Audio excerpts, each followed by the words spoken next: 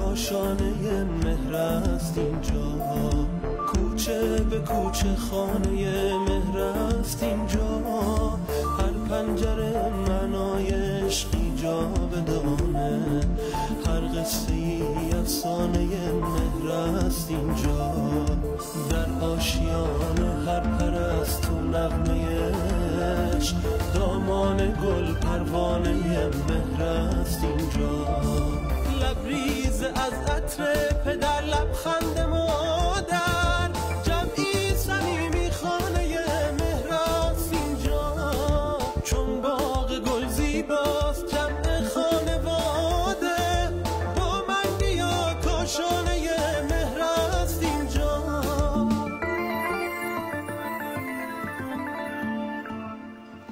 به نام خدا، خدایی که مهربانی را به ما آموخت. سلام میکنم به همه شما دوستان و یاران همیشه همراه کاشانه مهر. امروز شنبه اول بهمن ماه هست و دومین ماه از فصل زیبای زمستان. آرزو میکنم در این روزهای زیبای زمستانی کانون خانوادتون از گرمای محبت و عطر همدلی سرشار باشه.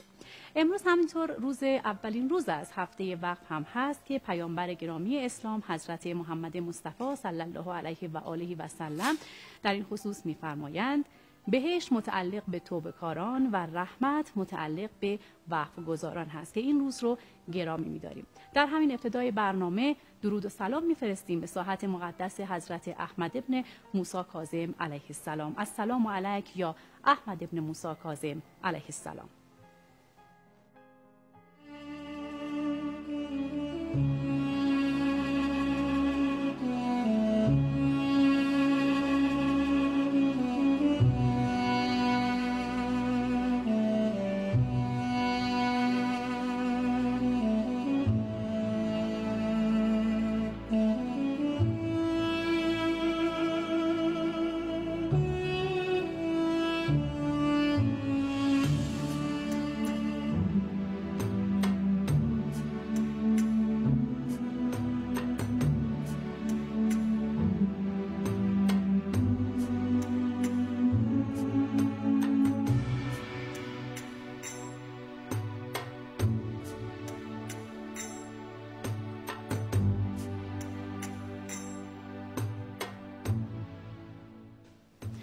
دوستان خوبم، زیارت دلهای پاک و مهربونتون قبول باشه.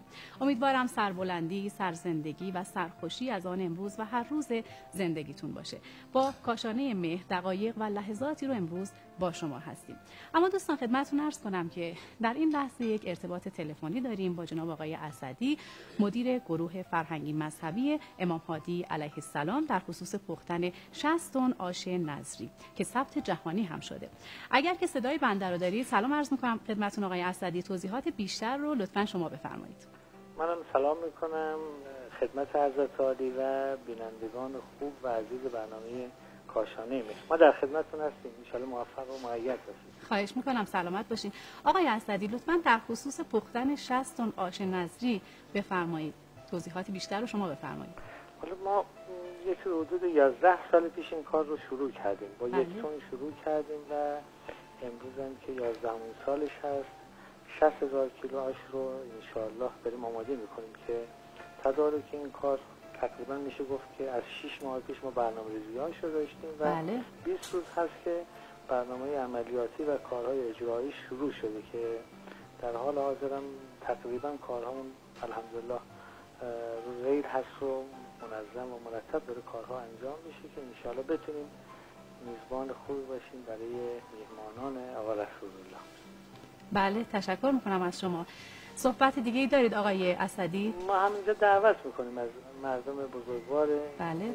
شهرستان شیراز و استانهای همجوار، چون از استانهای دیگه هم میان برای این برنامه که انشالله تشریف بیارن، هم از برنامه رو ببینن و همین که انشالله از آش متبرک شده رسول الله که انشالله فردا ساعت 5 صبح بله. تف و توضیح خواهد شد، انشالله استفاده کنم و من باب تبرک و تیمون انشالله صحبتشون رو رنگین کنم با آش آقا رسول الله. تشکر میکنم از شما. آرزوی موفقیت برای شما و همه دستاندرکاران رو دارم. خدا نگهدارتون. موفق باشید. ممنون. خب دوستان و عزیزان بیننده، اگر که اجازه بدید طبق روال هر روز در این لحظه قانون انتخابات مجلس شورای اسلامی رو خدمتتون قرائت کنم. بند ب ماده 29: اشخاص زیر از داوطلب شدن در حوزه‌های انتخابی قلمرو مأموریت خود محرومند مگر اینکه 6 ماه قبل از ثبت نام از سمت خود استعفا نموده و به هیچ وجه در آن پست شاغل نباشند. 1. ائمه جمعه دائمی. 2. قضات شاغل در امر قضا و رؤسای دادگستری شهرستان‌ها و استان‌ها. 3. مدیران کل و سرپرستان دفاتر و ادارات کل استان‌ها و معاونین آنان. 4. مدیران کل و سرپرستان دفاتر و ادارات کل استانداری‌ها و معاونین آنها. 5. رؤسا و سرپرستان ادارات و سازمان‌های دولتی و وابسته به دولت و معاونین آنان در استان و شهرستان. 6. رؤسا و سرپرستان دانشگاه‌ها و مؤسسات آموزش عالی، اعم از دولتی و غیر دولتی و رؤسا و سرپرستان واحدها و شعب آنها. 7. اعضای هیئت مدیره و مدیران عامل شرکت‌های دولتی و وابسته به دولت در استان و شهرستان. 8. سرپرستان مناطق و رؤسای شعب بانک‌ها در استان و شهرستان. 9. سرپرستان دفاتر سازمان تبلیغات اسلامی در مرکز استان و شهرستان. 10. مدیران مراکز صدا و سیمای جمهوری اسلامی ایران. 11. اعضای شوراهای اسلامی شهر و روستا. بند ج: اعضای هیئت‌های اجرایی و ناظرین شورای نگهبان در حوزه انتخابی تحت مسئولیت خود. تبصره 1: کلیه مقامات دارای عناوین همتراز با عناوین مذکور در بندهای الف و ب مشمول این ماده میباشند. تشخیص همترازی با سازمان امور اداری و استخدامی کشور میباشد.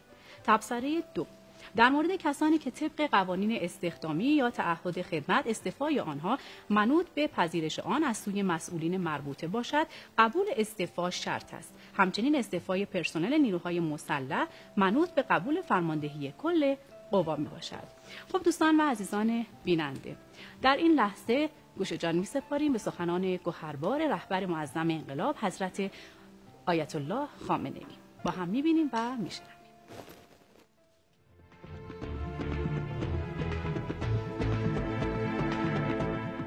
یکی از جاهایی که مردم حضورشون رو میتوانند نشان بدهند همین انتخابات است. نه از حالا، از مدتی قبل شروع کرده اند که شاید کاری کنند که در این انتخابات حضور مردم کم بشود. میشنوید دیگه، میبینید حالا در اون مقداری که به گوش مردم میرسد، به چشم مردم میرسد، در مطبوعات و در رسانه‌های گوناگون، همه تلاششون بر این است دشمنان ما از اون صدر گرفته است که مرکز و قرارگاه فرماندهی جبهه کفر و استکبار است، تا این پادوها و ایادی کوچک و پیاده نظامشون که همه جا پخشن، اینجا هم هستن، بیرون هم هستن، تلاششون این است که کاری کنن که مردم در این انتخابات شرکت نکنن. من با تجربه‌ای که از رفتار این مردم دارم و با اعتمادی که به لطف خدای متعال دارم پیش بینی میکنم که به لطف الهی، به فضل الهی، به حول و قوه الهی حضور مردم در این انتخابات یک حضور دشمن شکن خواهد بود.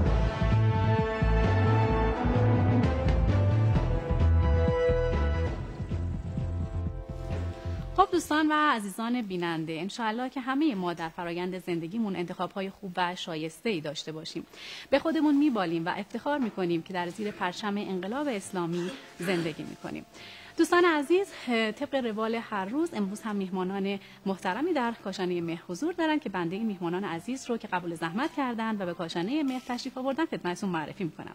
در بخش گفتگوی پزشکی در خدمت خانم دکتر قاسمی هستیم که قرار هست در خصوص بازی‌های رایانه‌ای و مشکلات و وابستگی‌های بچه‌ها به این بازی‌ها صحبت کنن. سلام خدمتتون می‌کنم خانم قاسمی، خیلی خوش آمدید به کاشانه. تشکر می‌کنم. سلام عرض می‌کنم خدمت شما و بیننده‌های گرامی. امیدوارم که شاد و سرحال باشن.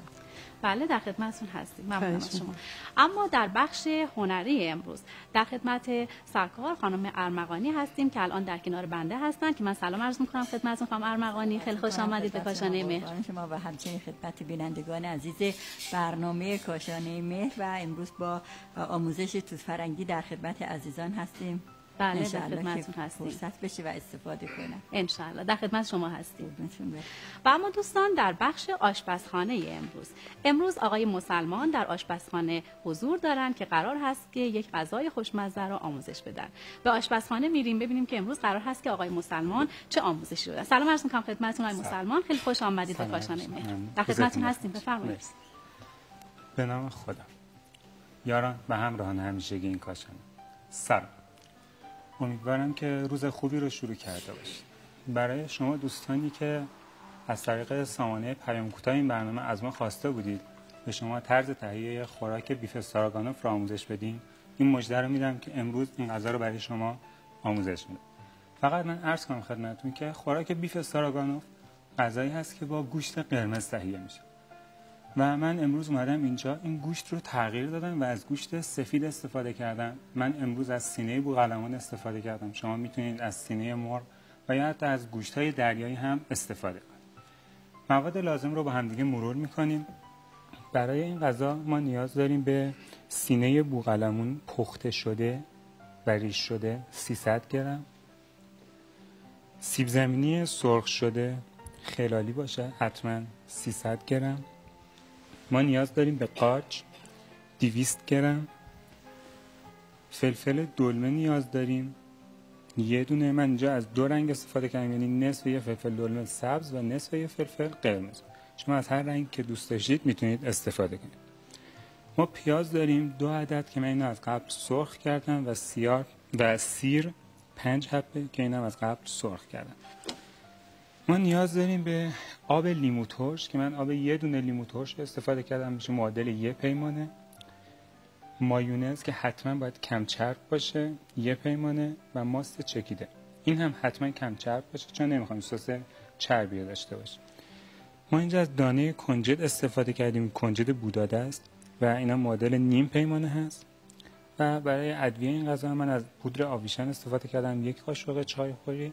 پودر فلفل سفید که سعی کنید حتما سفید باشه که سسمون تیره نشه 1/2 قاشق چای خوری و نمک هم به میزان دلخواه. بله دست شما درد نکنه، خدمت از ماست. خب دوستان و عزیزان بیننده یک بخشی رو می‌بینیم، برمیگردیم در آشپزخانه با شما هستیم.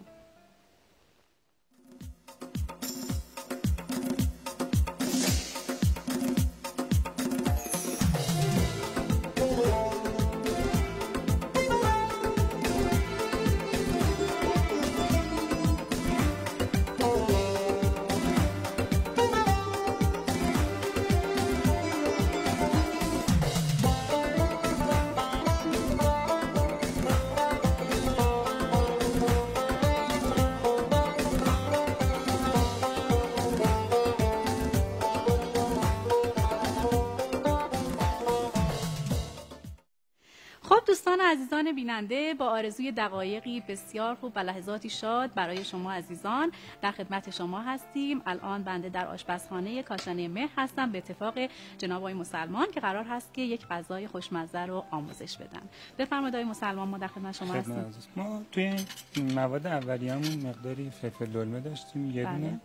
من نمیخوام اینو سرخ کنم، میخوام فقط تفت بدم. روغن خیلی کم استفاده کردم و روغن زیتون هم استفاده کردم. اینو توی تابه ریختم و گذاشتم مقدار گرم شه. فلفل ها رو میریزم که یه مقدار تفت بخوره. ما نیاز داریم برای تهیه این سس به یه تابه مثل این. بله. من اول این قارچ ها رو مقداری خورد میکنم. قارچ ها رو من درسته آوردم خورد نکردم که بینندگان ببینن. قارچ رو برای این غذا باید یکم درشت باشه. اگر که میخوان از قارچ های ریز استفاده کنم مثل این قارچ، همون یه دونه مثلا نهایتا یه برش بهش بزنن کافیه. اگه قارچ ها بزرگتر بود مثل این، ما میتونیم اینو به 4 قسمت تقسیم کنیم. خیلی اندازش نمیخوایم ریز باشه. بله. و حالا باز قارچ های دیگه میبینن مثلا این قارچ ما یه مقدار کوچیک‌تره، اونا به 1/2 به 2 قسمت تقسیم کنیم. من این قارچ‌ها رو سریع فقط خورد میکنم، همزمانم گذاشتم فلفل‌ها یه مقدار تفت بخوره اینکه حرارت رو بیشتر. برای تهیه این غذا من یه سس رو که ترکیبی از مایونز و ماست هست میخوام استفاده کنم. سس معمولی که برای این غذا استفاده میشه سس سفید هست یا سس مایونز. دوستان این سس به انتخاب خودشونه، حالا میتونن این سسی هم که ما داریم درست میکنیم و اینم تست کنن. طعم بسیار عالی و دلچسبی داره. پیشنهاد میدم که حتما این کار رو بکنن. ما نمیخوایم که قارچمون کاملا پخته بشه و در ضمن نمیخوایم که قارچمون خام باشه. بله. من اینا رو خیلی کم تفت میدم در حدی که فقط یه مقدار آب میان بافتی قارچ خارج بشه که اونو برای سس میخوام استفاده کنم. اون آب قارچ رو میخوام برای سس استفاده کنم. خب اینجا این حرارت فکر کنم کمه و تابمو به حرارت بغلی منتقل کنم.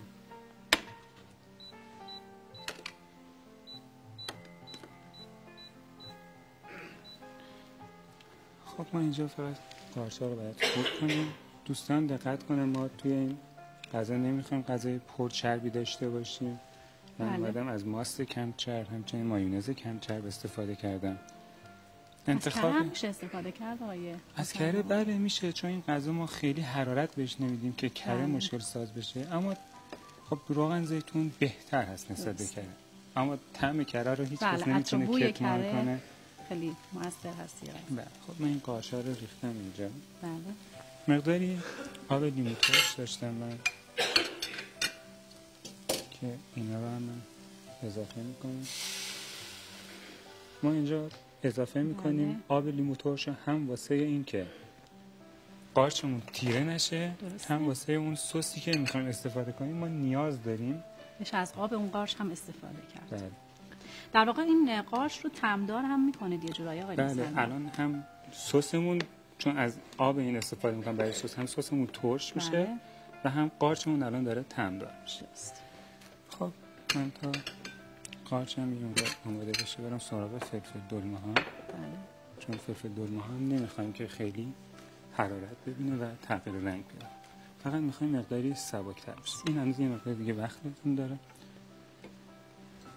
الان قارچ ما شروع کرده به قل خوردن و کم کم داره اون آب میان بافتیش خارج میشه. ما توی مواد اولیه‌مون مرغ داشتیم، بوقلمون داشتیم، ببخشید سینه بوقلمون هست و مقداری سیب زمینی، پیاز سرخ شده و سیر سرخ شده. من اینجا اومدم بوقلمون از قبل با یک قاشق مرباخوری زردچوبه، مقدار کمی روغن و یه شاخه یا 2 شاخه رزماری اونو بوش رو گرفتم و گذاشتم پخته. زعفران هم اضافه می‌کنید چون اونو در آوردم از آب ریش کردم، دوباره گذاشتم توی آب همون قوام اومده و کاملا آبش جذب شد. در نهایت یک قاشق چای خوری زعفران رو سابیدم و بهش اضافه کردم. اینجا فلفل ما دیگه کم کم داره هم صداش در میاد هم عطر و بوش. بله. و همچنین قارچی که ما اینجا داشتیم. ما به این مرحله که میرسه فلفل دلمه همون عجب عطر و بویی هم داره آقای مصطفی.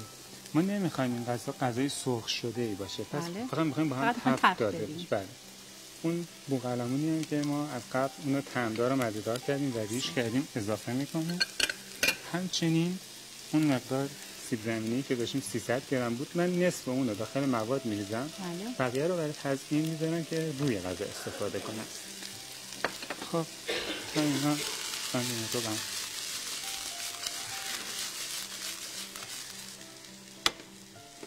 ما اینجا مقداری قارچ داشتیم که الان اگه نگاه کنن دوستان بتونن ببینن قارچ ما کاملا سفید شده. این به خاطر همون آب لیمویی هست که توی این قارچ من داشتم. این همین مقدار کافیه. من اینا رو قارچ ها رو برمی‌دارم و به تابع مجاور اضافه میکنم. خب ما برای این غذا هر موادی که می‌خواستیم با هم برای غذا ترکیب کنیم تقریبا استفاده کردیم. فقط مونده سیر و پیاز. چون اونا رو از قبل تفت دادم من و کاملا سرخ و خشک کردم، هیچ روغنی نداره. فقط میخوام بذارم یه مقدار موادن که با هم ترکیب شد اون رو در نهایت اضافه میکنم و الان کاری ندارم به درست کردن اون سس. دست شما درد نکنه. پس من قارچ ها رو هم اضافه میکنم که البته این دو شکلش در میاد.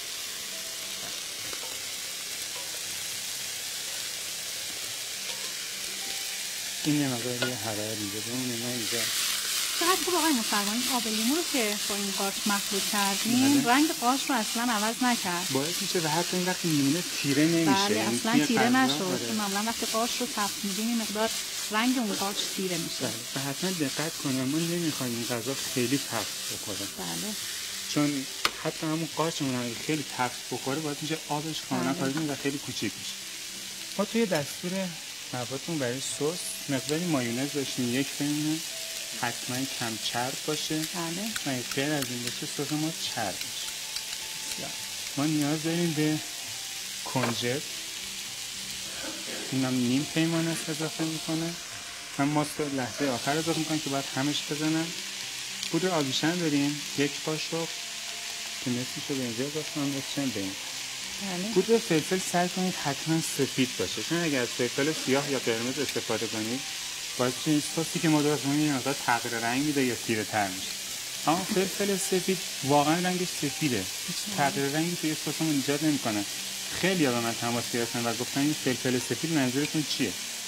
پودر فلفلی هست که توی بازار موجوده و میتونن استفاده کنن، خیلی خوش‌طعمه. اگر نبود هیچ اشکالی نداره، میتونن از فلفل‌های دیگه هم استفاده کنن. آقای مسلمان، خانم به نام خانم یوسفی تماس گرفتن و گفتن که برای پختن بوقلمون از چه موادی باید استفاده کنیم؟ برای گرفتن بوش فقط پختن و احیانا گرفتن بو هم بود. من از پیاز استفاده میکنم، زردچوبه و مقداری برگ بو یا رزماری. اینا باعث کاملا بوی نامطبوع بوقلمون رو میگیره و هر گوشت دیگه هم باشه میتونن به همین صورت مرغ یا حتی گوشت قرمز به همین صورت میتونن بوی اونو بگیرن. خب ما اینجا باید حواسمون باشه. من ماست هنوز اضافه نکردم. حتما باید حرارت بدیم. آره این مقدار آب داره، من نمیخوام سسمون برای این غذا آبکی باشه. بله. حتی همون سس مایونز، سس سفید هم که استفاده می‌کنن کاملا غلیظ است. این مواد هم بزنم زیرو میکنم. دوستان توجه داشته باشن وقتی که ماست رو به غذا اضافه میکنن، به سس اضافه میکنن، حتما باید همش بزنن. من واسه همین هنوز اون اضافه نکردم. هرچی که سیر و پیاز داشتیم اونا هم به غذا اضافه میکنیم. ما یک غذای کاملا ترکیب شده رو داریم، موادمون کاملا با هم ترکیب میشه. این باعث میشه که طعم مواد به هم دیگه منتقل بشه. یکی از دوستان خوبمون با شماره تماس 917 3275 سوال کردن که آیا میشه این غذا رو در هواپز هم پخت؟ نه متاسفانه هیچ اطلاعی از دستگاه هواپز ندارم و من عذرخواهی میکنم از شما ببخشید. شاید منظورشون همون دستگاه بخارپز. اگه بخارپز باشه بله هیچ مشکلی نداره. حتی میتونن از مواد خامش استفاده کنن. فقط دیگه ما از اینجا به بعد باید حواسمون باشه این سس رو باید کامل هم بزنیم چون ماست توی سسمون هست و میبره. موادمون تقریبا دیگه الان هم ترکیب شده. بله. ما هیچ مشکلی نداریم که این موادمون یه مقدار خام باشه چون ما توی این غذا از فلفل دلمه خام و قارچ خام استفاده کردیم که اونا رو خام هم میتونن میل بفرماین. بقیه چیزهاش هم که ما سرخ کردیم. ما غذامون تقریبا آماده است. من روی میز اینجا خلوت میکنم. نیاز داریم به یک ظرف مثل این.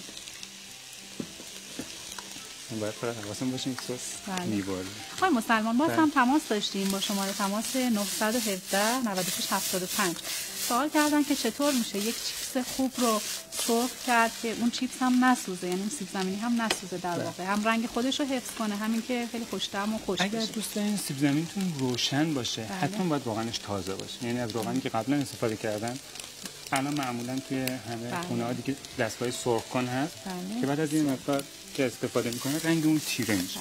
زمان هم مخصوص هست آقای مسلمان. خیلی من تماما دست شما درد نکنه. من توی ظرف میکشم. فقط دوست عزیز که خواسته بودن باید روغنشون تازه باشه، سیب زمینیشون رو کاملا خشک کنن که اینطوری بتونن یه سیب زمینی خوبی داشته باشن. بسیار دست شما درد نکنه. سیب زمینی باقی مونده رو کنار ظرف میریزم و آماده شده غذا رو هم ببینیم به اتفاق آقای مسلمان. روی غذا میریزم. دوستان البته میتونن بذارن این سس غلیظ‌تر شه. این غذا رو باید کاملا قوطه‌ور در سس میل بفرمایید. اونم که نمونه آماده شده از قبل. دست شما درد نکنه. بله این هم نمونه آماده شده که چقدر هم زیبا تزیین کردید شما آقای مسلمان. دست شما درد نکنه. خب ممنون هستم از شما که امروز هم قبول زحمت کردید و در برنامه سعادت بود. امروز هم در خدمتتونم. ان شاءالله که روز خوبی داشته باشید. سلامت باشید.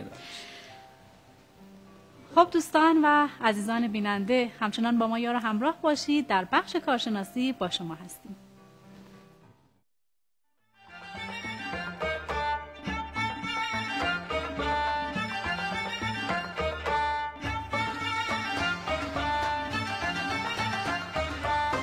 زندگیمون انتخابای زیادی ما داریم. فکر می‌کنین حساس ترین انتخاب توی زندگی ما چه انتخابایی هستن؟ من فکر می‌کنم ازدواج باشه. به نظر من انتخابای سیاسی مهمترین انتخاب ما باشن. به این دلیل که حالا اگه ما بخوایم ازدواج بکنیم، بخوایم کفش بگیریم، بخوایم دوست انتخاب بکنیم، رو زندگی خودمون و نهایت خانوادهمون تاثیر گذاشتیم، ولی تو انتخابای سیاسی ما روی جامعه بیشتر تاثیر میذاریم و برای اون داریم تصمیم گیری میکنیم. حالا توی این انتخابای سیاسی به نظر شما باید با چه کسی مشورت کرد و چه جوری انتخاب کرد؟ بستگی داره که تو چه جامعه‌ای بخوای چه انتخابی بکنی. همون انتخاب سیاسی هم خب مراتب داره. شما یه وقت می‌خوای رئیس جمهور انتخاب بکنی، معلومه که باید با کسی مشورت بکنی یا به معیارهای نگاه بکنی که متناسب با کار رئیس جمهور، با وظیفه اونه. یه وقت می‌خوای مثلا برای مجلس انتخاب بکنی، باید با کاردان مثلا رئیس جمهور کار اجرایی و مدیریتی میکنه، نماینده مجلس کار تئوری پردازی میکنه، کار قانونگذاری میکنه. خب فرق میکنه شرایطش، این که با چه کسی بخوایم اون موقع مشورت بکنیم. در مورد مشورت صحبت کردن دوست شما، به نظر شما چه کسی باید برای مشورت انتخاب کنیم؟ خب کاردان کارو مسلما در هر رشته به متخصصش رجوع میکنیم و اون ما رو راهنمایی میکنه. مثلا برای همین انتخاب رشته، ما خودمون برای انتخاب رشتهمون اول اینکه علاقه داشتیم، بعد رفتیم مثلا پیش داروسازا، پزشکا، از اونها راهنمایی گرفتیم، مشورت گرفتیم و در آخر رشتهمون رو انتخاب کردیم. از این انتخابتون راضی هستی؟ 100%. شما چطور؟ شما چطور انتخاب کردید؟ آیا راضی هستی؟ مسلمه که راضی هستم، چون من قبلش خیلی فکر کردم انتخابای دیگه هم میتونستم داشته باشم، ولی به این نتیجه رسیدم هم پرنیازترین رشته، هم اون چیزی که بیشتر بهش علاقه دارم داروسازیه. در نتیجه همون چیزی با هم جمع کردم این دوتا رو، به این نتیجه رسیدم که انتخابش بکنم. فکر کنید چیکار باید کرد که توی انتخابامون توی زندگیمون موفق باشیم، مخصوصا توی انتخابای حساسمون؟ آگاهانه تصمیم بگیریم، یا اینکه از بزرگتران مشورت بگیریم، از کسایی که قبلا تجربه‌های خوبی داشتند. به نظر من اینکه عوام زده نشیم، شهرت زده نشیم. وقتی مثلا یه نفر میگه فلانی خوبه یا فلان چیز خوبه، سریع بهش رو نیاریم، با دقت بیشتری بهش نگاه بکنیم، سعی کنیم که در اون مایه‌شو در بیاریم، خیلی عجله نکنیم توی انتخاب کردن. خب دوستان و عزیزان بیننده، روز پرخیر و برکتی رو براتون آرزو میکنیم. در بخش گفتگوی کارشناسی هستیم، در خدمت میهمان عزیزی که امروز قبول زحمت کردن و در برنامه حضور دارن، خانم دکتر قاسمی، دکترای روانشناسی تربیتی. من سلام میکنم دوباره خدمتتون خانم قاسمی، خیلی خوش آمدید. خیلی ممنونم، سلام مجدد دارم خدمت شما و بیننده های عزیز. متشکرم. خانم دکتر، امروز قرار هست که در خصوص چه مبحثی شما صحبت بفرمایید؟ میخوام در مورد تاثیر بازی‌های رایانه‌ای بر وابستگی کودکان صحبت بکنیم، چه تاثیراتی کلا میتونه داشته باشه. همطور که میدونید این روزها بچه‌ها زیاد وقتشون صرف این قضیه میشه و یکی از گلایه‌های خانواده‌ها این هست که فرزندمون به همین دلیل از نظر جسمی، از نظر تغذیه‌ای و از نظر تحصیلی دچار یک سری مشکلاتی داره که لازمه پیشگیری‌هایی و کنترل‌هایی تو این زمینه به عمل بیاد. مثل هر وسیله دیگه‌ای خب به هر حال کامپیوتر هم میتونه اثرات مثبت و منفی داشته باشه، منتها نحوه استفادهش بسیار مهمه. همطور که میدونید خب خیلی جذاب، مهیج، تصاویر سه‌بعدی همراه با صدا و تصویر هست، خیلی ارزان قیمته، تقریبا توی هر خونه موجود هست، در اختیار بچه‌ها هست و به همین دلیل باید حتما کنترل بشه. خب دکتر، چه آسیب‌های روانی و تربیتی داره این رایانه‌هایی که معمولاً در همه خونه‌ها الان هست و بچه‌ها هم زیاد مشتاق هستن که استفاده کنن، مخصوصاً بازی‌های رایانه‌ای؟ از نظر روانشناسان بیشترین چیزی که خیلی روش تاکید میکنن آسیب‌هایی که از حوزه پرخاشگری هستش. توی زمینه پرخاشگری محتوای خیلی از بازی‌های رایانه‌ای که در دسترس بچه‌ها هست یه مقدار خشونت‌بار هستش. مخصوصاً مضرترینشون اون بازی‌های رایانه‌ای هستن که نوجوان، کودک بایستی برای انجام اون بازی به طرف یک سری تصاویر متحرک تا اونها رو می‌بینه باید به طرف اونها شلیک بکنه. اینها آسیب‌های تربیتیشون بیشتر هستش. غیر از پرخاشگری، مسئله انزوا طلبی بسیار مهم هستش. تحقیقات نشون دادن بچه‌هایی که زیاد پای کامپیوتر میشینن، بازی‌های رایانه‌ای به مدت طولانی میکنن، یه مقدار مهارت‌های اجتماعیشون به تأخیر میفته، یه مقدار کنارگیر میشن و توی خیلی از فعالیت‌های اجتماعی ممکنه شرکت نکنن. حالا مهمانی‌ها باشه، فعالیت‌های دست جمعی باشه، بیشتر گرایش دارن بیان خونه و سریعاً با این بازی‌ها درگیر بشن و وقت بگذرونن و خیلی وقتا از نظر خواب و خوراک و وقت گذرانی اینها اصلا به خودشون توجه نمی کنند و بحثمون در مورد اون دست از بچه‌هایی هست به خاطر کار با رایانه خواب و خوراکشون دچار اختلال میشه. خیلی از کارهای واجبی که دارن، قرار ملاقاتاشون به خاطر این قضیه که غرق بازی ها میشن به تأخیر میفته و این وابستگی میتونه منجر به مشکلات و آسیب های بعدی بشه. غیر از این بازی‌های رایانه‌ای میتونه روی جنبه‌های تربیتی خیلی تاثیر بذاره. بچه‌هایی که در واقع با کامپیوتر زیاد کار میکنن ممکنه مشکلاتی رو از حیث توجه پیدا بکنن، چون زیاد محرک‌های سریع رو دریافت کردن، همراه با نور و صدا بوده، انجام فعالیت‌های تحصیلی خصوصا کارهای نوشتنی دیگه براشون خسته کننده میشه. یه حوصله، دقیقاً حوصله انجام اون کارها رو ندارن و به تبع اون به دلیل اینکه کارهای نوشتنی، کارهای خواندنی زیاد براشون جذاب نیست، کمتر به سراغش میرن. از طرف دیگه بیشتر وقتشون رو همین بازی ها میگیره. همش میگن این بازی تموم بشه، وقتی تموم شد برم سراغ کارهام، که متاسفانه زمانی میرن سراغ تکالیفشون که دیگه خیلی از نظر جسمانی هم خسته هستن. از نظر چشمشون خیلی خسته شده چون مدت‌های طولانی به صفحه مانیتور نگاه کردن. از نظر جسمانی هم که خب پشت شونه‌ها، کتف، مچ یه حالت گرفتگی و سفتی پیدا میکنه، منقبض میشه و بعد این خستگی باعث میشه که نتونن اون تمرکز کافی رو روی تکالیف تحصیلی واقعا داشته باشن. خب دکتر، خیلی هم پرخاشگر میشن بچه‌هایی که به بازی‌های رایانه علاقمند هستن، مخصوصا در مقابل پدر و مادرهاشون و دوستان همسن و سالهای خودشون خیلی پرخاشگر میشن. با این پرخاشگری باید چه کار کرد؟ یعنی پدر و مادر باید چه کار کنن که کودک مقدار فاصله بگیره از این بازی‌های رایانه‌ای و این پرخاشگری رو نداشته باشه؟ دقیقاً همینطوره. در رابطه با پرخاشگریشون باید حتما محتوای این فیلم ها رو، این نوع بازی ها رو که به خونه میارن خریداری میکنن، والدین عزیز حتما مورد بررسی قرار بدن. و اون چیزی که در رابطه با والدین، نقش والدین بسیار مهم هست، این که قبل از اینکه این بازی ها در اختیار بچه ها قرار بگیره یک مروری بکنن و خودشون هم تا یه حدودی از این بازی ها سر در بیارن. خب متاسفانه به خاطر گرفتاری ها و مشغله ها و فاصله زیاد والدین از مسائل الکترونیکی و این پیشرفت ها ممکنه خیلی به سراغ این مسائل نرن، در حالی که بسیار لازم هست، ضرورت داره که کامپیوتر توی اتاق بچه‌ها حتی المقدور قرار نگیره، جایی باشه که والدین بتونن نظارت کافی رو داشته باشن و ببینن بچه‌هاشون دارن چه کار میکنن و از طرف دیگه محتوای این بازی‌ها مورد بررسی قرار بگیره. علاوه بر خشونت، محتوای این بازی‌ها خیلی وقتا از نظر اخلاقی هم دچار اشکال هستش که یا تصاویر مستهجنی توش هستش یا محتوای در واقع تهاجم فرهنگی داره.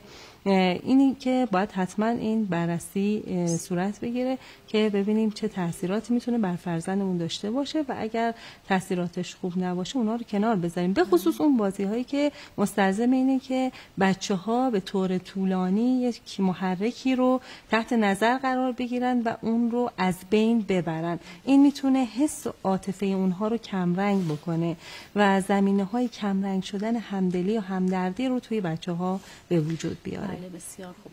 خب دکتر، اگر که موافق باشید یک میان برنامه رو ببینیم، بعد هم برمیگردیم در خدمت شما بینندگان محترم هستیم.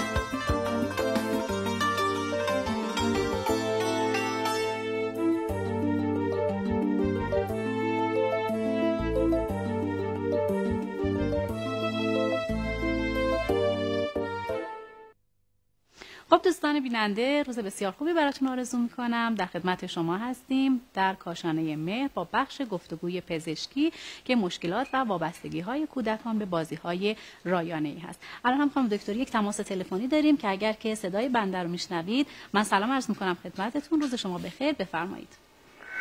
با سلام خدمت شما و خانم دکتر. من یه سوالی خدمت خانم دکتر داشتم. یه پسری دارم حدوداً 7 سالشه.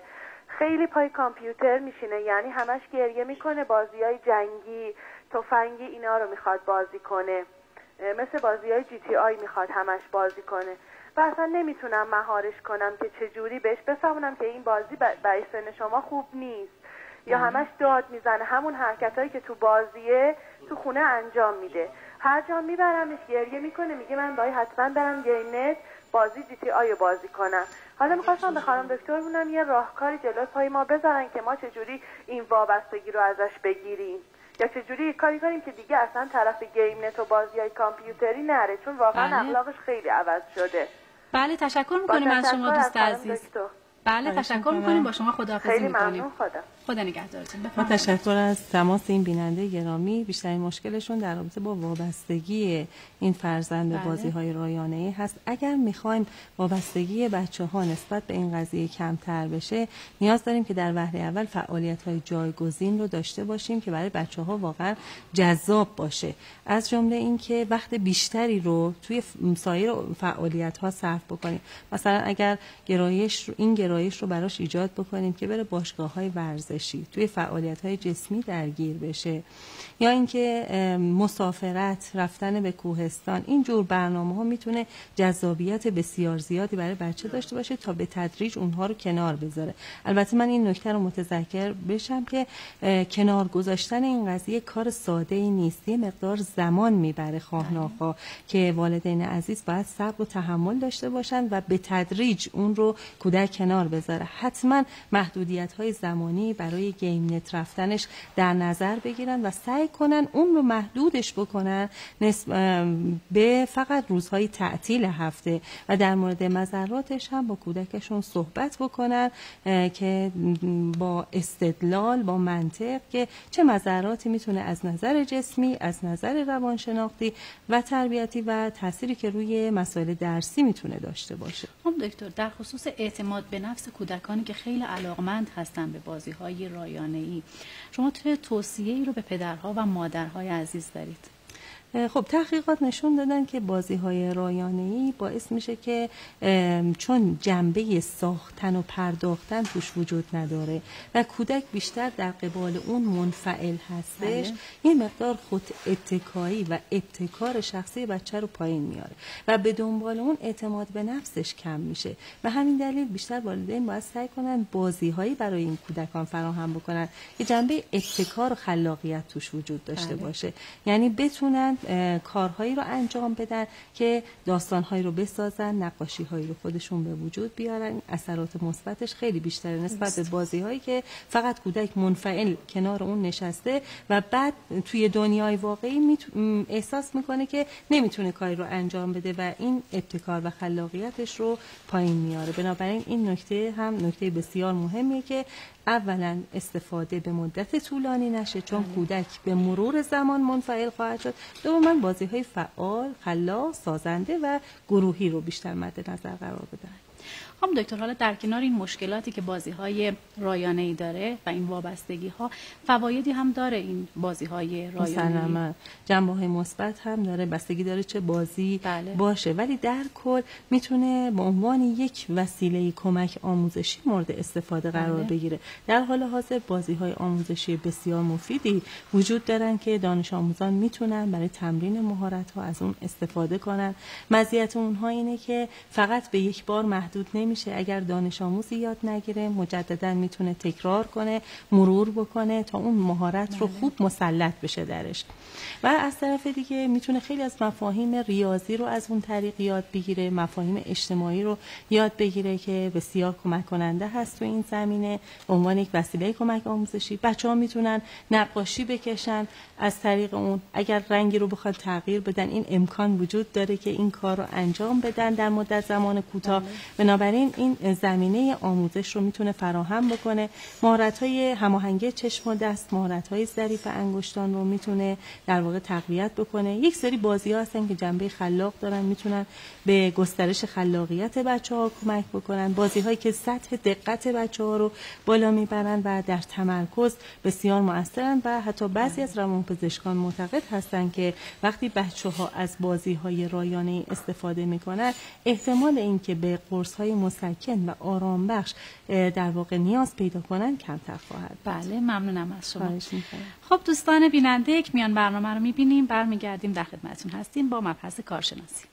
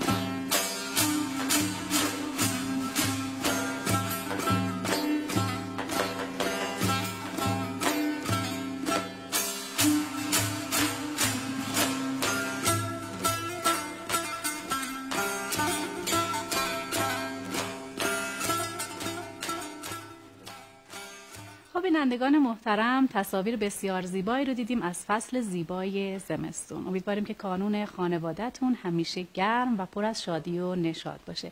همواره با شما هستیم با بخش کارشناسی کاشانه مهر. اما خدمتتون عرض کنم خانم دکتر، الان یک تماس تلفنی داریم. یکی از دوستان عزیزمون الان پشت خط تلفنی ما هستن. سلام عرض می‌کنم خدمتتون. بفرمایید، در خدمت شما هستیم. سلام علیکم. سلام علیکم. سلام، بفرمایید دوست عزیز. ممنونم. با سلام خدمت مجری برنامه و کارشناس محترم. بفرمایید سوالتون. من یه دختر 3 ساله دارم. بله. بعد خیلی زیاد تلویزیون تماشا میکنه. یعنی تا حدی که صبحونه که بخواد بخوره حتما باید یا CD براش بذارن یا تلویزیون حتما باید روشن باشه. تا جایی که واقعا خیلی اذیت میشه، چشماشو قشنگ داره میماله. ولی با وجود این اگه بخوام بهش بگم که نه این کارو نکن، با داد و فریاد و خیلی عصبانی میشه، خیلی اصلا پرخاشگری میکنه. میخواستم از کارشناس برنامه‌تون که تقاضای کمک کنم. شما سوالی دارید خانم دکتر؟ خب دوست عزیز، ما با شما خداحافظی میکنیم. پاسخ سوالتون رو از طریق تلویزیون از خانم دکتر بشنوید. دستتون درد نکنه. ممنون. خواهش میکنم، در خدمت شما هستیم. بفرمایید. خب در رابطه با این مسئله لازمه که والدین عزیز توجه داشته باشن. موقعی که بچه‌ها غذا دارن میخورن سعی کنن که تلویزیون خاموش باشه. بله.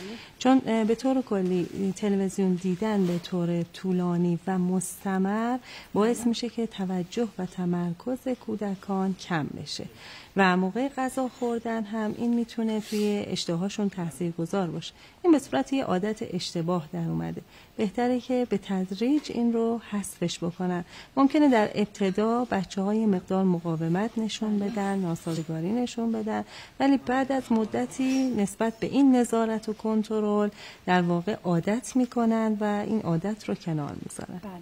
خانم دکتر، ما چون فرصتمون محدود هست، سوال آخر رو از شما میپرسم در خصوص اینکه شما برای کودکان و نوجوانانی که خیلی علاقمند هستن به بازی‌های رایانه‌ای چه راهنمودهایی رو دارید برای والدین و این کودکان و نوجوانان عزیز به طور مختصر اگر خواهش می‌کنم؟ یکی از مسائلی که توی خانواده‌هایی که خصوصاً والدین شاغل هستن، خانم و آقا، دیده میشه اینه که بچه‌ها ساعت‌های متوالی پشت کامپیوتر هستن و این میتونه آسیب‌های زیادی داشته باشه. بنابراین هرگز بدون حضور خودتون اجازه ندید که بازی‌های رایانه‌ای رو داشته باشن. وقت بیشتری رو برای بچه‌ها صرف بکنید. وقتی تعامل فرزندان با والدین بیشتر باشه، مسلماً گرایش اونها کمتر خواهد شد. جذابیت محیط خونه بیشتر خواهد شد. بنابراین اگر والدین از تعامل بیشتر استفاده کنن، ارتباطشون بیشتر باشه، بیشتر با فرزندانشون صحبت بکنن، احتمال این گرایش کمتر خواهد بود و حتما سعی کنن که رایانه توی سالن یا حال قرار بگیره تا به فعالیت‌های بچه نظارت داشته باشن، محدودیت‌های زمانی رو برای اون در نظر بگیرن و یک سری قانون‌ها و قواعدی که بچه‌ها مجاز باشن صرفاً روزهای تعطیل به این جور کارها بپردازن و اگر هم میخوان در طول هفته استفاده کنن به عنوان تفریح و جایزه بعد از انجام تکالیف این بازی‌ها با محدودیت زمانی بپردازن. بله، دست شما درد نکنه. تشکر می‌کنیم که امروز هم قبل زحمت کردید و خوشحال شدم. به برنامه کاشانه مهر تشریف آوردید. منم از شما تشکر می‌کنم و از بیننده‌های گرامی. ان شاءالله که سربلند باشن. ممنونم. با شما خداحافظی می‌کنم. خدا نگهدارت. خب دوستان بیننده با ما همراه باشید. در بخش هنری امروز کاشانه مهر با شما هستیم.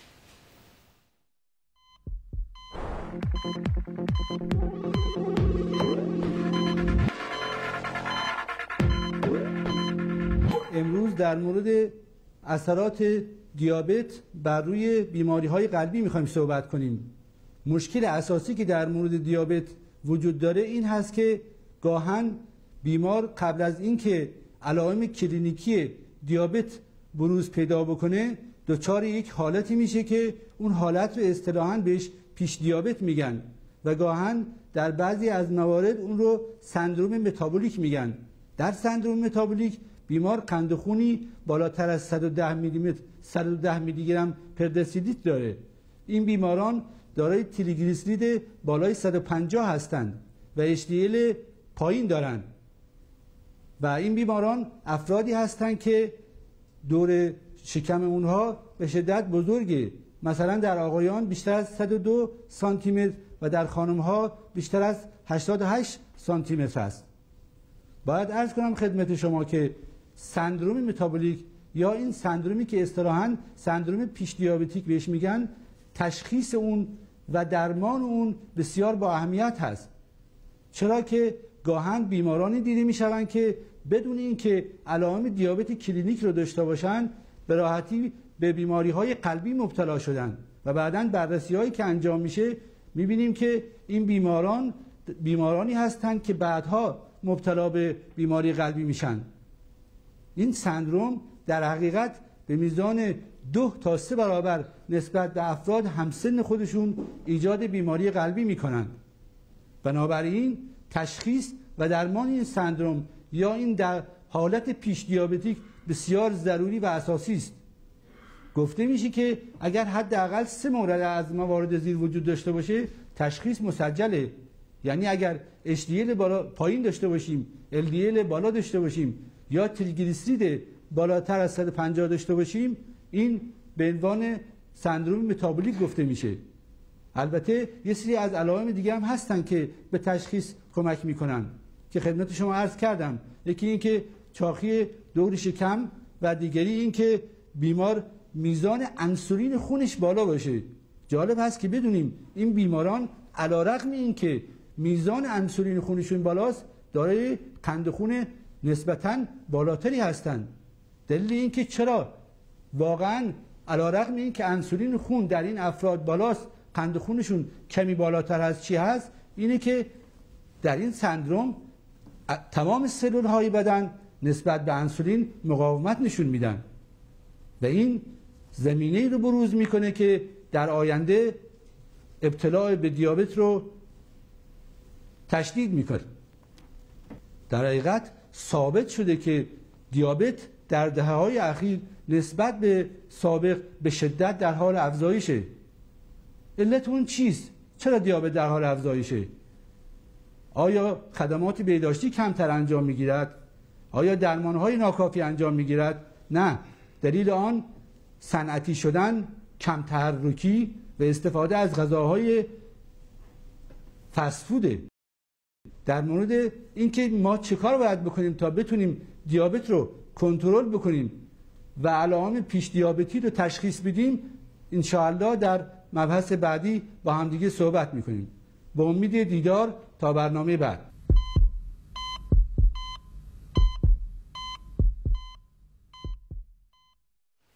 خب دوستان، آرزوی سلامتی و شادکامی داریم برای یکایک شما عزیزان بیننده. انشالله که باغ زندگیتون هم پر از گل‌های رنگارنگ باشه.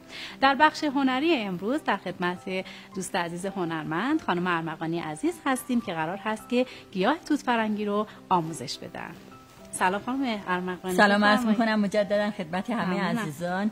بیشتر شما رو منتظر نمیذاریم، خسته نباشید. تو خدمت شما عزیزای خودم میگم درباره توت فرنگی ویژگی‌هاشو یادداشت بفرمایید. قابل استفاده برای همه عزیزا هست، خیلی راحت هست تولیدش، تکثیرش و با کمترین هزینه برای همه عزیزا توی منزل و یا کسانی که بخوان تولید انبوه را داشته باشن در فضای آزاد خیلی راحت میتونن داشته باشنش و در زمان یخبندان و سرما میتونن اون رو داخل منزل در سردترین نقطه منزل میتونید اون رو نگه دارید، چون که توت فرنگی هوای سرد رو دوست داره، آب رو دوست داره و اگر که خاکی رو که استفاده میکنیم برای توت فرنگی سبک باشه که تردد هوا داخل توت فرنگی زیاد باشه، باعث میشه که توت‌های بیشتری رو به ما بده و میوه‌هامون مثل همینطور که الان اگر ملاحظه بکنید درشتر باشن و بهتر هست. اگر آفتابش زیاد باشه و آفتاب ممتد به خصوص خاکش هم مقداری سفت باشه که هوا کمتر داخل خاک نفوذ داشته باشه، باعث میشه میوه های کوچولو و ریزی رو شما داشته باشید. اگر بخواید که میوه های زیادی رو داشته باشید از فسفات استفاده کنید، کودهای ورمی میتونید استفاده کنید، فسفات میتونید استفاده بکنید و اگر که شما مقدار خاکتون کمتر باشه بله خانم ارمغانی عزیز، خواهش میکنم اگر که آزوت خاکتون بیشتر باشه در نتیجه باعث میشه که شاخ و برگ زیادی بده. از قسمت مادر یعنی بوته مادر یک استرون هایی به وجود میاد، ساقه هایی به وجود میاد که استرون هایی در سر اون ساقه ها هست. به این صورت که ملاحظه بفرمایید به صورت آویز میشه از گیاهمون تا زمانی که ریشه هوایی نداده و کم ریشه هستن. به مرور زمان میشه سر هر کدوم از این استرون ها مقداری گل به وجود بیاد و میوه بده و درشتر بشه. وقتی که ریشه دار میشه کم میوه میشه ولی پربرگ میشه. اگر شماها عزیزان بخواید ازش استفاده بکنید از همین استرون هایی که آویز میشه از همون بوته اصلی مادر رو وقتی که به خودش وصل هست که بتونه تغذیه از ساقه اصلیمون داشته باشه رو میتونید داخل یه گلدان کوچیک بذارید و بعد از مدتی که تعدادی برگ اضافه کرد اون موقع شاخه اضافه رو قطع میکنید و یک گیاه مستقل دارید. به این راحتی میتونید ازش زیاد بکنید. 4 فصل هستن، دائم هستن و اگر شرایط آب و هوایی رو براش فراهم بکنید، مواد غذایی رو بهش رسیدگی بکنید، میتونید که همیشه ازش توت فرنگی بگیرید و توت داشته باشه. میتونید هم آلاچیق های 20 سانتی رو براش بذارید به این صورت که این استرون ها رو روی اون آلاچیق ها بذارید. اگر که استرون ها رو روی آلاچیق هایی رو که تهیه میکنید بذارید، میوه هاتون خیلی بهتر و تمیزتر میتونید استفاده بکنید و اون رو به راحتی بدونی که آلوده بشه. حالا اگر که توی باغچه میذارید یا تو باکس های کوچیک میذارید، میتونید یه مقداری کاه روی سطح خاکتون بریزید که وقتی این میوه های توت فرنگی به وجود میاد در سطح خاک تمیز بمونن و آلوده نشن و شما میل به استفاده از اونا رو بیشتر داشته باشید. رطوبت رو بیشتر دوست داره و هوای خنک رو که میتونید دائم استفاده کنید ازش و میوه های بسیار خوب و آبداری رو ازش بگیرید و به خصوص استرون‌های زیادی در مدت بسیار کوتاهی میتونید در باکس های زیاد و فضای باغچه از آن استفاده بکنید. خانم ارمغانی عزیز، در خصوص گیاه بامبا هم می‌خواستیم یه توضیح بفرمایید. آره، دفعه قبل عزیزان سوال کرده بودن که چه کار کنیم که بتونیم دوام بیشتری داشته باشه و رشد خوبی و بیشتر نگهداری کنیم. بله. چه از گل‌های شاخه‌ای، چه از همون گیاهان بامبو که داخل آب میذاریم، چند قطره وایتکس رو، قطره نه که یه سر شیشه بریزید، چند قطره وایتکس رو اگر داخل آب بریزید میتونید به زمان طولانی تری از آن استفاده کنید و یا اینکه روز گل‌های شاخه‌ای رو که داخل آب داخل منزل نگه می‌دارید، یه حبه قند که مقدار مواد غذایی آبتون بیشتر میشه و باز هم چند تا قطره وایتکس رو داخل آب اضافه بکنید، دوام و ماندگاری گل‌های شما داخل منزل بیشتر هست. و اگر که واقعا علاقه‌مند هستید به گل‌های شاخه‌ای رو که همیشه روی میز داخل خونه نگه بدارید، تا زمانی که خودتون هستید طول روز استفاده کنید و شب‌ها که دیگه استفاده ندارید و میخواید بخوابید، اونا رو بیرون از فضای داخل خونه بذارید، در هوای آزاد بیرون. دوام نگهداریش گاهی تا 25 روز، چنان که شبها گلهاتون رو بیرون بذارید که از هوای خنک و خوب استفاده بشه، دوام بیشتری داره. تا 25 روز میتونید گلهای شاخه‌ای داخل خونه نگه بدارید. بله، تشکر میکنم از شما خانم ارمغانی. تمام شد دیگه مبحث گل‌های توت فرنگی. فقط یه تذکر کوچولو خدمتتون بدم، اگر ازوت خاکتون زیاد باشه باعث میشه که استولون‌های بیشتری و سبزینه‌ها و شاخه‌ها و بوته‌های بیشتری داشته باشید که بتونید خیلی سریع اونا رو تکثیر کنید و زیاد کنید و تعداد بیشتری توت فرنگی داشته باشید. بله، تشکر میکنم از اینکه قبول زحمت کردید و امروز هم به کاشانه مهر تشریف آوردید. با شما خداحافظی میکنیم خانم ارمغانی. قربونتون برم. ممنونم از بینندگان عزیزی که وقتشون رو به ما دادن. روز عزیزان بخیر باشه. خدا نگهدار. خب دوستان و عزیزان بیننده، همچنان با ما یار همراه باشید. یک سرود زیبا الان آماده پخش هست، به اتفاق میبینیم و میشنویم. برمیگردیم باز هم با شما هستیم.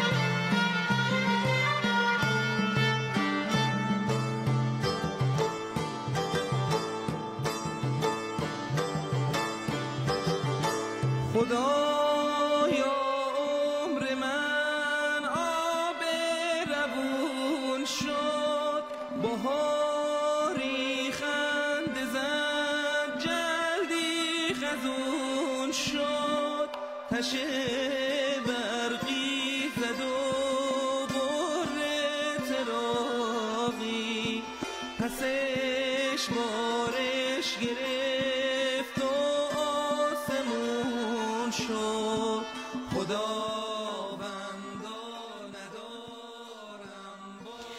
خب بینندگان محترم، این لحظات عمر عجب زود می‌گذرد. به پایان آمد این دفتر، حکایت همچنان باقی است. امروز هم خوشحال بودیم که تونستیم دقایق و لحظاتی رو با شما و در کنارتون باشیم. همه شما عزیزان رو به خداوند بخشنده و مهربان می‌سپارم. خدا نگهدار.